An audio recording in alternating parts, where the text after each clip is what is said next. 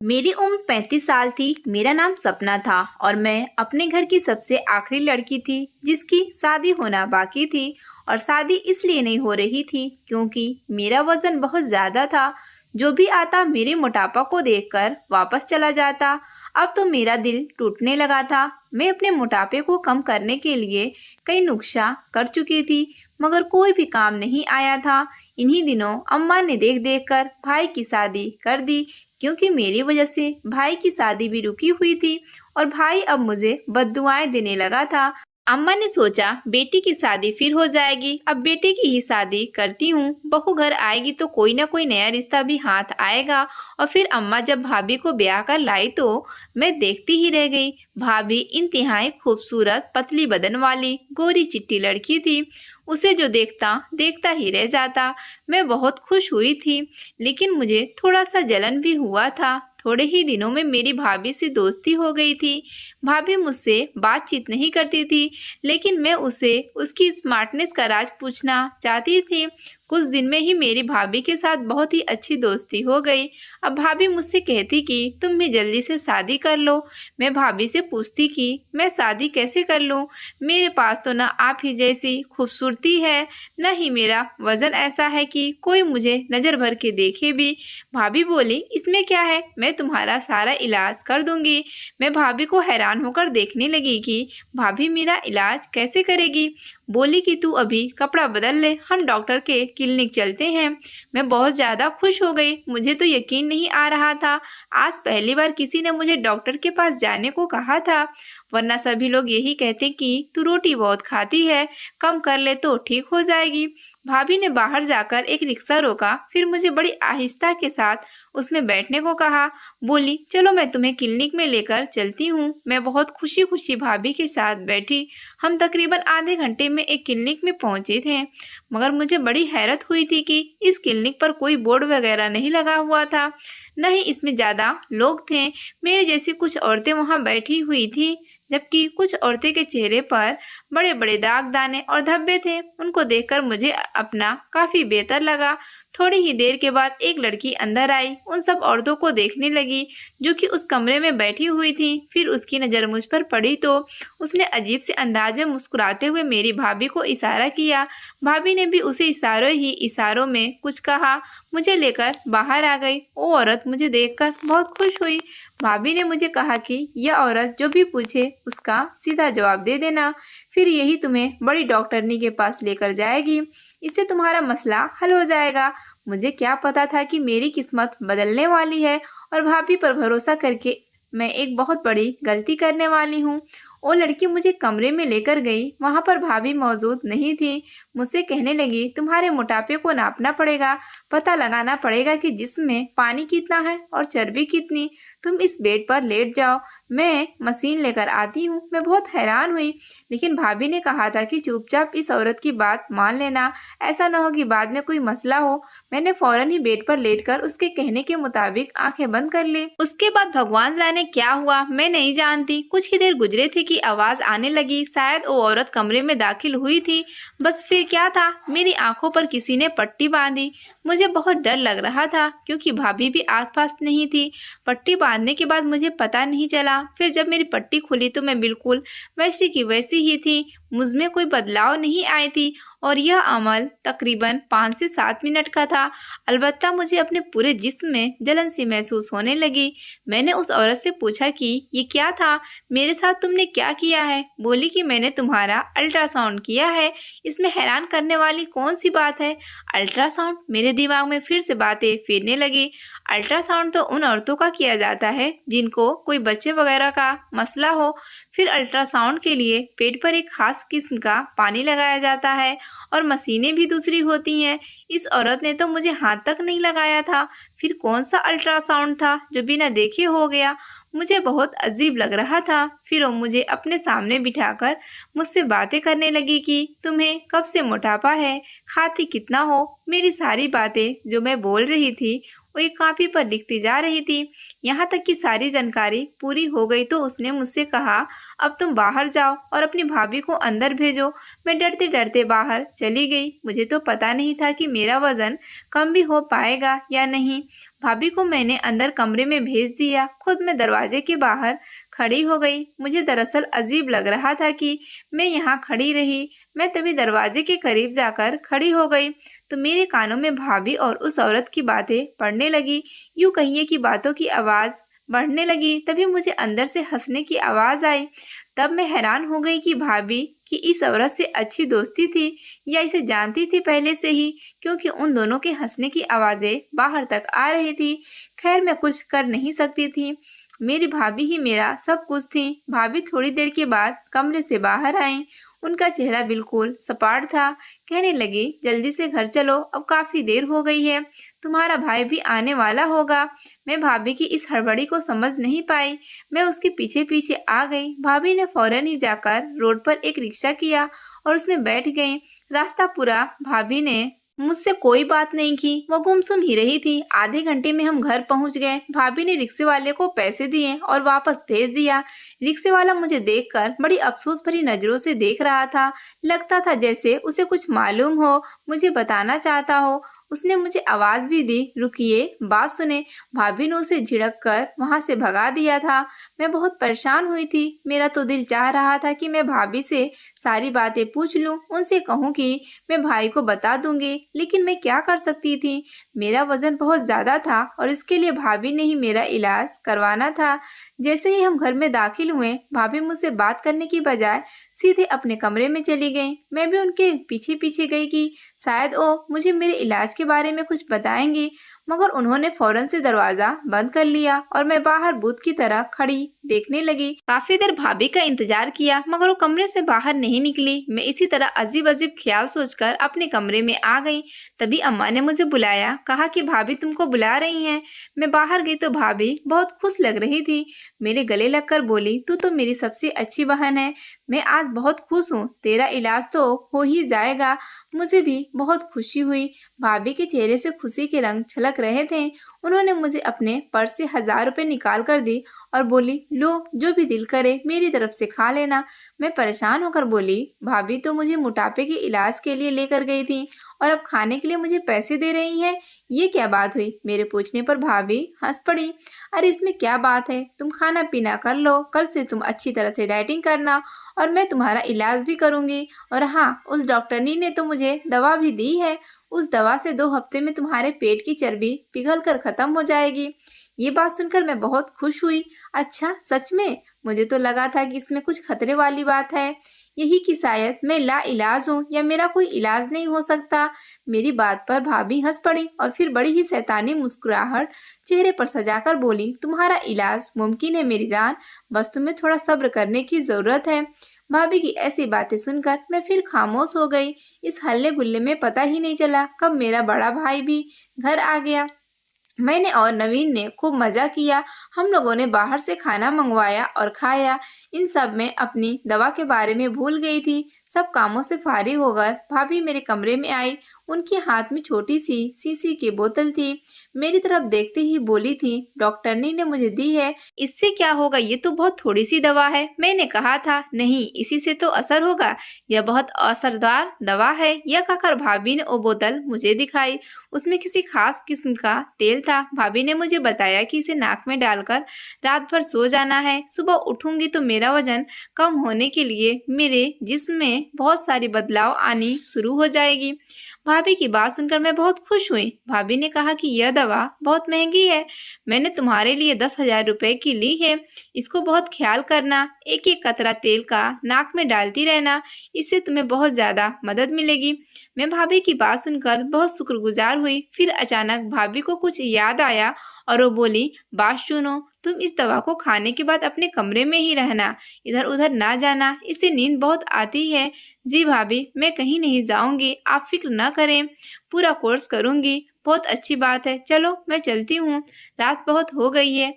यह कहकर भाभी मेरे कमरे से चली गई और मैं उस शीशी को देखने लगी जो बहुत ही छोटी सी थी। इसमें जैसे लगता था तेल नहीं बल्कि जहर का कतरा हो। मैंने इसे खोला तो एक अजीब सी बदबू मेरे नाक से टकराई थी। खैर मैंने दरवाजा बंद किया और उसका इस्तेमाल करने के बाद मैं सो गई। मुझे उस रात बहुत गहरी नींद आई थी। काफी देर मैं सोती रही, बिल्कुल ऐसे जैसे कोई बेहोश होता हो। सुबह के 10 बजे अम्मा ने दरवाज़ा जोर शोर से बजाया। अम्मा की आवाज़ सुनकर मैं भी बहुत ज़्यादा डर गई थी, क्योंकि ऐसा पहले कभी नहीं हुआ था। उठते ही मेरी नज़र घड़ी पर पड़ी तो मैं हैरान रह गई थी। सुबह के 10 बज रहे थे, हालांकि ऐसा होना नहीं चाहिए था। मैं सुबह 10 बजे तक आज तक कभी नहीं सोई थी। मैंने हमेशा अपनी ज़िंदगी मुनासिब तरीके से गुजारी थी।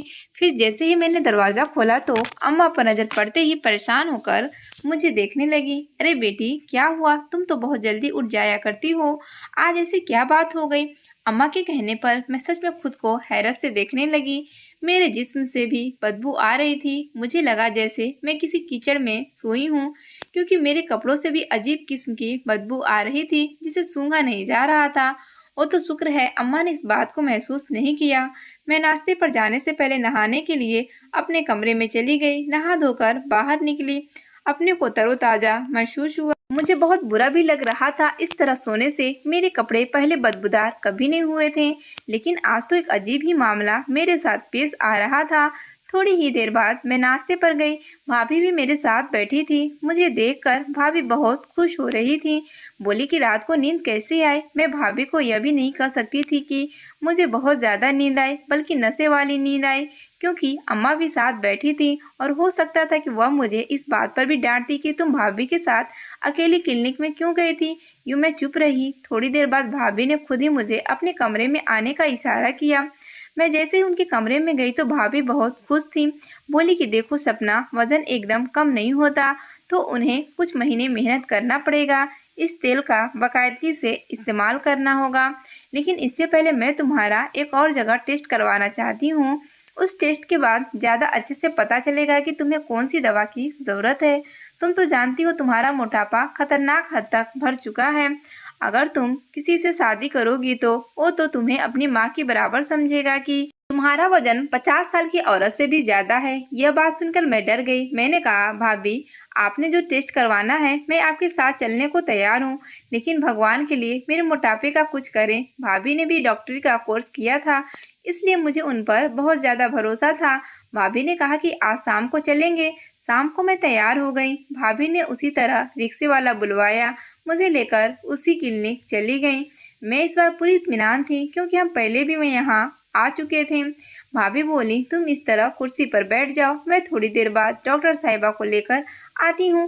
मैं कुर्सी पर बैठी। डॉक्टर साहिबा कुछ मिनटों में आई। फिर वो आते ही मुझसे कहने लगी, अब पतली नजर आने लगी हो। यह कहकर वो बुरी तरह हंसने लगी, जबकि मैं हैरान थी कि ऐसा तो किसी ने आज तक नहीं कहा था कि मैं पतली लग रही हूँ। क्या ये लोग मुझे बेवकूफ़ बना रहे थे? मैंने देखा उस औरत के हाथ में कपड़े थे जो नए लग रहे थे। उस औरत ने वो कपड़े भाभी को दिए।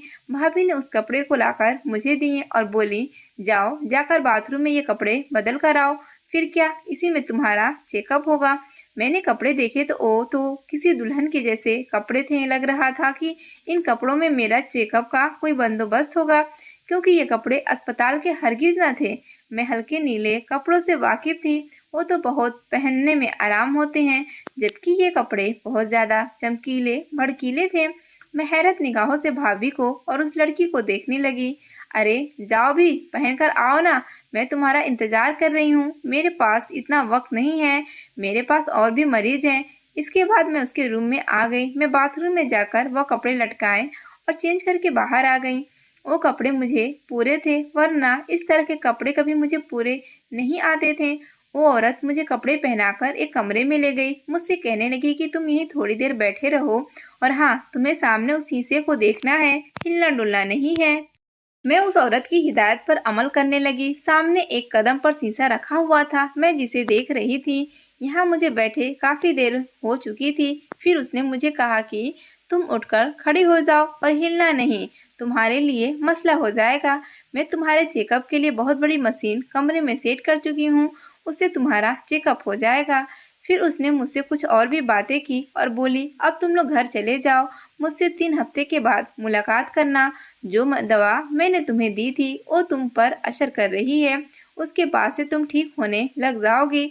वैसे भी तुम्हारा वजन 5 किलो कम हो गया है, मैंने तुम्हारा वजन कर लिया है। वो औरत बोली तो मैं बहुत हैरान होती, वजन करने जैसी कोई बात नहीं हुई थी। मैं अपने घर आ गई। भाभी इस बार बहुत परेशान थी। मुझे हैरत थी कि पहले की तरह वो खुश नहीं लग रही थी। उन्हें देख देखकर मैं भी परेशान हो रही थी कि न जाने क्या बात है जो भाभी इतना परेशान है। जैसे ही हम लोग घर पहुंचे, भाभी मुझे लेकर अपने कमरे में आ गई। बोली, उस औरत ने तुमसे और क्या कहा था? वह बहुत फिक्र से पूछने लगी।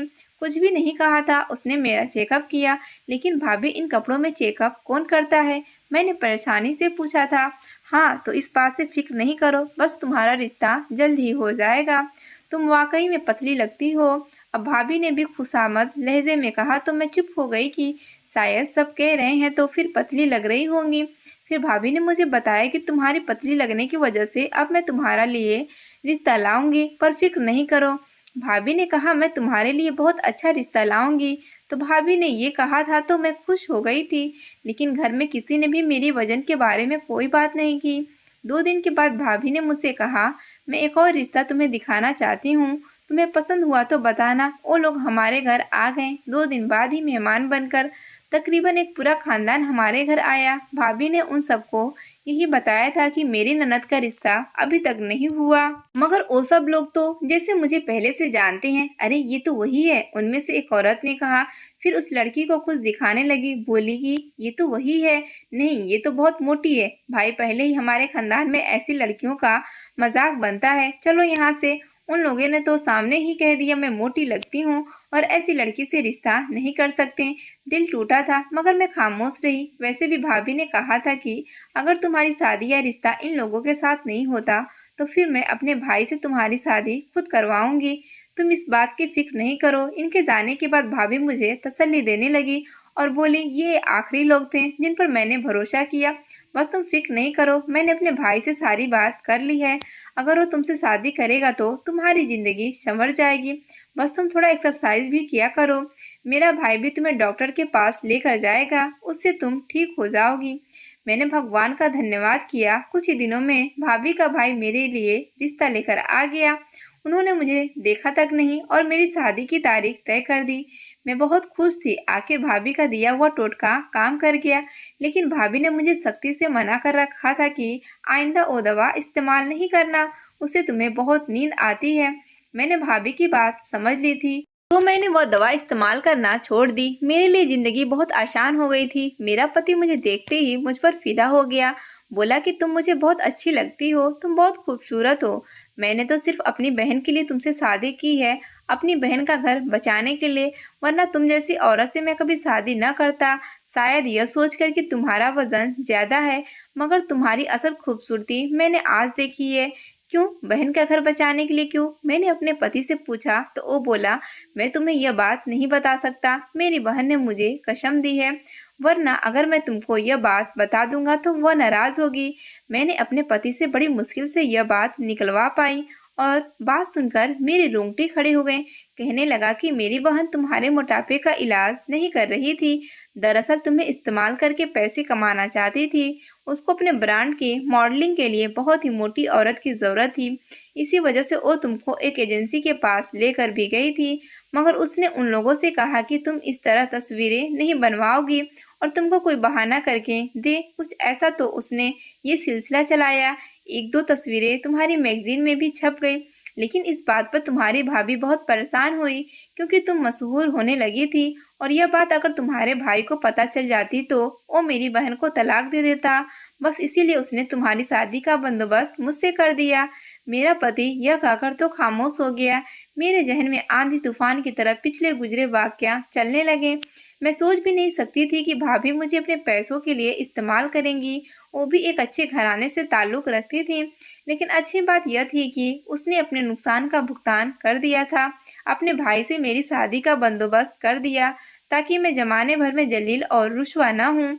अपने भाभी से कुछ कह नहीं सकती, मेरे पति ने मुझे कसम दी है, वरना भाभी मेरे सामने बहुत शर्मिंदा होंगी। आपको अगर ये कहानी अच्छी लगी तो इस वीडियो को लाइक कीजिए और इस तरह की अच्छी कहानियाँ सुनने के लिए हमारे चैनल को सब्सक्राइब कीजिए।